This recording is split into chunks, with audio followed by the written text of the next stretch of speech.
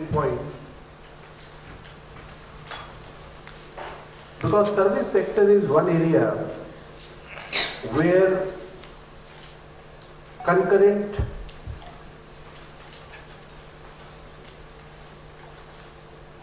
jurisdiction of various governments they run. I am making some very fundamental points. Since there are representatives from the state governments present here, it's extremely important. Because sitting here in this hall, we should very clearly know who is supposed to do what. Because if we are expecting someone else to do what we are supposed to be doing, it's not going to happen. We have to do it on our own. North East is one of the most beautiful part of India.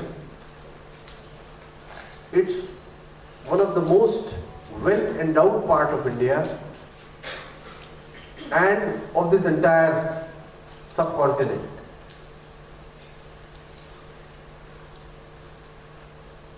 This has its natural boundaries with the entire ASEAN region, with which it had historical, cultural, social linkages for centuries. One time in the modern history came when overnight this equation suddenly changed. But now time has again come when world is opening its borders, liberalizing its visa regime, working on the strength of each other's economy, that this part of India closely integrates with its historical neighbors who are in proximity, and as they say, you cannot choose neighbors. Neighbors are there, and they are all good neighbors. Fortunately, with them, they all are good neighbors. And these neighbors have done well. And therefore, there are a lot of lessons for us to learn from them. I will pick up a couple of points sector-wise and some of the cross-cutting issues that were discussed during last 1.5 days. One very important point that came during the discussion, which I think we must all take note of, that the people, institutions who have come and participated from outside India, whether Thailand, Australia, UK, Vietnam First Secretary representing the government of Vietnam, with whom we have fantastic relations, that the institutional tie-ups, very well thought out, very well crafted, outcome oriented, institutional tie-ups have to be done. And they have to be directional. They have to be futuristic. We cannot have institutional tie-ups which do not plan for next 50, 100 years minimum. There are universities, there are institutions, there is so much to share from the best practices. We can do so much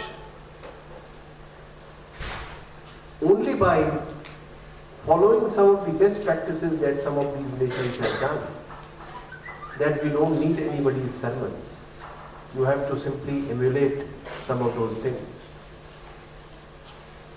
Let us pick up first sector, the tourism sector. Now in tourism sector, there are four very important stakeholders.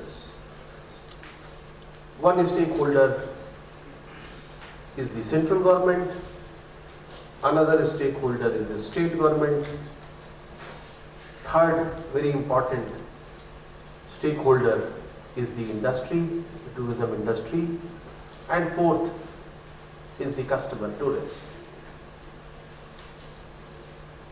Now, the state governments, they have so much of powers that they can do a lot of things on their own.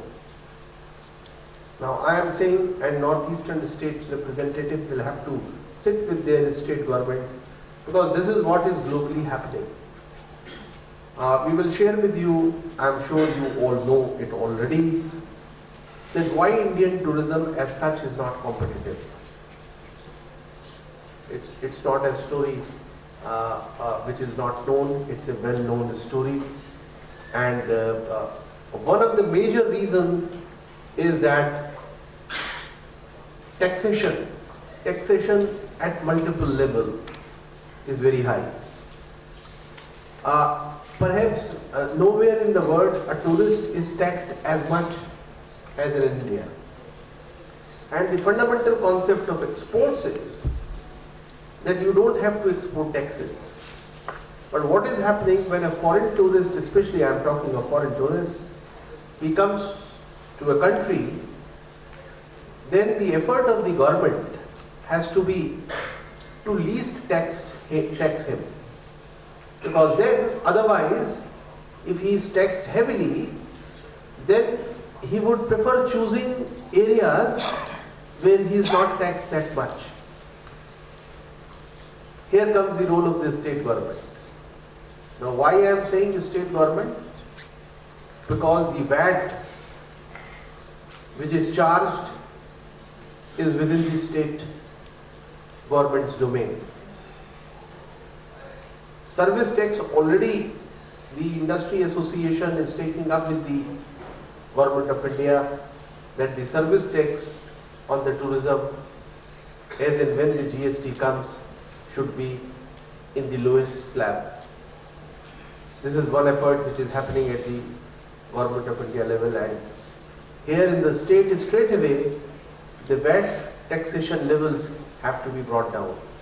The other day we were in one of the sessions in some other city where the Andhra Pradesh government presented its tourism policy, and we found that they have come out with some fantastic concessions to attract tourists from outside.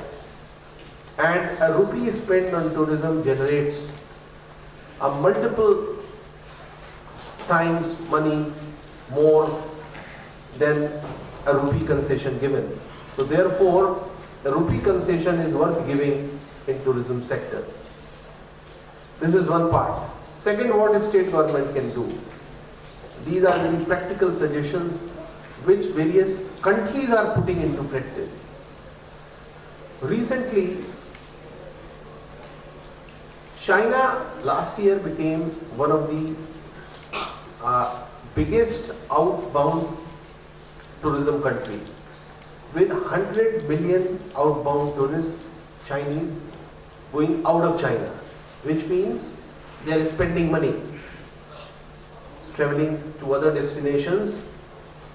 And so out of that 100 million tourists, only 50,000 are coming to you, to India. Is it justified? It is absolutely not justified. India has so much to offer, Northeast has so much to offer, that they would be very, very happy to come, provided certain basics are in place.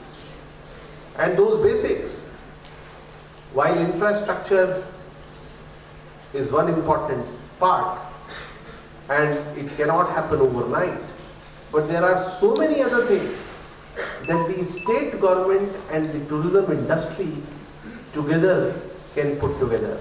So what Chinese government did last month only, that in order to attract inbound tourism in China, all state governments, the provincial governments there, they have come out with a policy of notifying certain traditional stores and the departmental stores for exemption of VAT. So which means any foreign tourist coming and doing shopping at these places simply has to present his passport. So whatever shopping he does, he doesn't have to pay any local tax. So the refund worry that you have to first do the shopping and then at the airport you have to wait for the refund.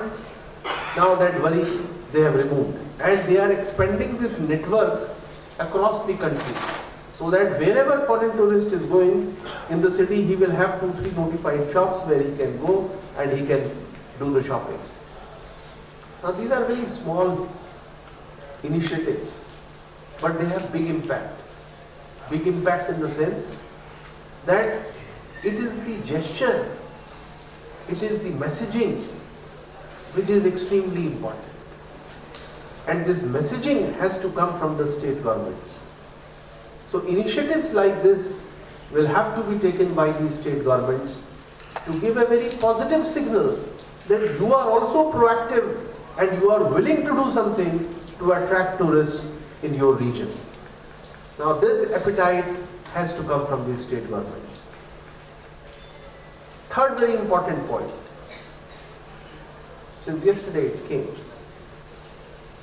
branding. Now branding, multiple branding doesn't work, we all know. Means if you try to project 100 things, then you actually land up projecting none. And therefore, the fundamental concept of branding is that you focus on one brand. What is your strength? What is you are going to offer to tourists to begin with in Northeast? Say, pick up any example. The most recent example in the Indian context of branding internationally, we all know there are several. Titan. They started with what? With watch when the HMT was collapsing. And today, the Titans, they are every year launching different products, new products, and that brand is growing gradually and gradually. So the point that I am trying to make is that for the Northeast, you have to project one product first. Sit with the tourism industry, hotel industry, just pick up and focus on a product, market it for a couple of years, and then later on you can add on multiple products in your basket, because those products people will be prepared to buy. Because unless you do the branding well, it is not going to work. Say quickly come to the health tourism. Last session just we had. We will be working on this. We are working on a very, very liberal visa regime in the Ministry of Commerce. Because we believe, we have done a study, and that's important to share with you. And this is one of the articles that came in Economist in the month of January this year. And what that article beautifully brings out is that all rich countries of the world already have a free visa regime among themselves. Means a US national doesn't have to get visa for travel to more than 100 countries. Japan offers a free visa, no visa required, to 67 countries. Korea offers to 46 countries. I can give you a number of countries where visa regime is non-existent, and therefore the visa becomes one of the biggest barriers among the developing countries. And this is what we are arguing in RCEP, where Vietnam is also one of the members. We are saying that among the RCEP countries, let us eliminate the requirement of visa for tourists and for business visitors. So for these two categories, no visa should be required. And this is the paper India has moved. 16 member countries are Japan, Korea, China, India, Australia, New Zealand, and 10 ASEAN countries. Now this paper was presented only last week in Brunei. It was the first form of the paper was introduced in Korea and Busan, and later on the final version, revised paper, has been submitted by India in Brunei only last week when I was also there. So my message is that while the visa policy is being worked on, it is extremely important that we put entire facilitative mechanism in place. And therefore, a medical tourist needs that sense of comfort that, okay, this is the country, if I am ill, we have created a portal. I think we should have made that presentation here. There is a portal now which Government of India has created, and you can access that portal. It is in multiple language. It is only on medical tourism. It gives you comparative cost of various treatment procedures, list of about 350 NABH accredited hospitals. Our effort is that more and more hospitals are accredited, they are available on the list, and this is one website which is for the first time giving credible information to anyone sitting anywhere in any part of the country. Last month I was in Kerala. I am saying certain initiatives have to come from people from the industry. And in Kerala, one of the institutions has very innovatively started a new concept of root canal tourism, dental tourism. And it's a huge establishment they have come up with. They are getting patients for root canaling from UK and Middle East, one sitting, and then next day they take you to backwater because root canaling needs 2-3 sittings. And then second sitting they will take you to tea gardens and hills.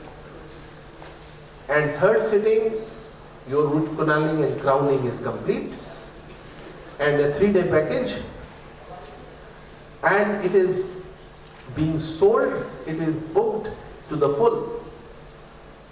It's a huge facility which has come in Kerala. So what I am trying to say is that despite all limitations, despite these problems, we have to create and replicate that vision by creating many more such institutions in these regions. And when students were coming at that time from all over the world, why will they not come today? Because this is the time for us to actually make that change happen. Because the next, as I see, next 30 years belong to Asia. And in Asia, India is going to be one of the most important players. So if you put your acts together, now you are going to harvest the benefits for next 3-4 decades and in all times to come. We have institutions like IIM, IIT, and many such institutions, very famous colleges in Guwahati, Sikkim, universities. I would again not recommend that each one of you does everything. Let you all sit together and let each one of this institution pick up one sector. Okay, for this sector I am the lead and I am the coordinator for policy framing, for thoughts, for vision, connecting the knowledge centers across the world, within the country, getting industry, creating a platform. and let that one center focus on one sector, institution, and I'm sure in next 2-3 years time you will start seeing results. The problem happens when each one of us tries to do everything. Now in the process, our capacities are limited, our time is limited, resources are limited. If we stretch ourselves too much, ultimately we find it very difficult to take that agenda forward.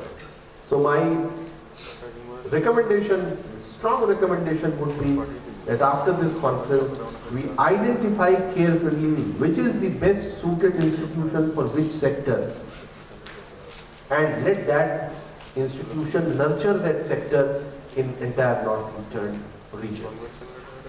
This is just the beginning. I also have a flight to catch. I will also have to rush 10 minutes.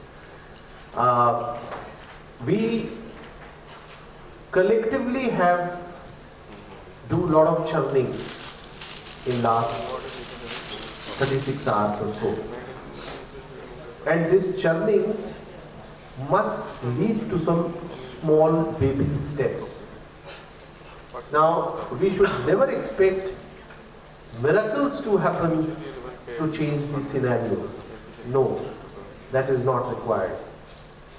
If we all can individually take small little steps in our own respective areas, huge difference can be made. IT was another sector we were talking, and the NESCOM and the National Association for the BPOs, they keep coming and meeting, and they repeatedly say that in India now, the BPO centers have become incompetitive, especially because they are located in metros, and the cost of living in metros is very expensive. The cost of employee in metros is very expensive, land is very expensive, expansion of the infrastructure is very expensive, and therefore, as a program, they said that we want to go to tier 2 cities in India now. A lot of Gurgaon people have moved out to on the outskirts of Jaipur recently in Rajasthan. Now, the point I am trying to make is, if you make attractive IT policy, attractive enough, because the government has to now be very proactive in these states. If you make a very attractive policy, attract investment in your areas, you can do wonders. Last point, the economic survey is out today. I was just going through some of the excerpts. The tourism and the health tourism chapter also is quite promising, and the FDI policy for the first time in India since independence today has become the most liberal policy. Now almost all sectors you have 100% FDI, and that to an automatic route. But this is a policy on paper. Now how you attract investment in your state will depend on the state government's initiative, and how conducive policy framework you put in place to attract investment. Because any investment has multiple and competing claims globally. That investment can go to China, can go to Japan, can go to US, UK, India, Northeast, within India and Northeast, anywhere. So how attractive policy framework you are going to put in place, it is going to be completely dependent on that. So this is the last point that I wanted to make, that make best use of this FDI policy. Whether you need investment in tourism sector, now hospitality tourism, 100% FDI, automatic route.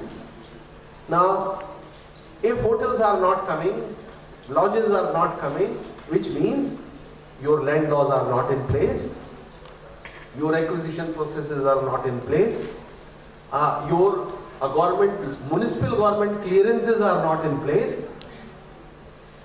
We have to really look into in our own colors. that if this is not happening, it's a very clear message that all these things are not right. And therefore, if we want investment to flow in, we will have to create that conducive environment, and there where the IIMs, the IIM Shillong in particular, can play a very important role in advising state governments collectively here that what is not right, you have to correct it. Only then this money will come and people will come and make investment. Thank you very much.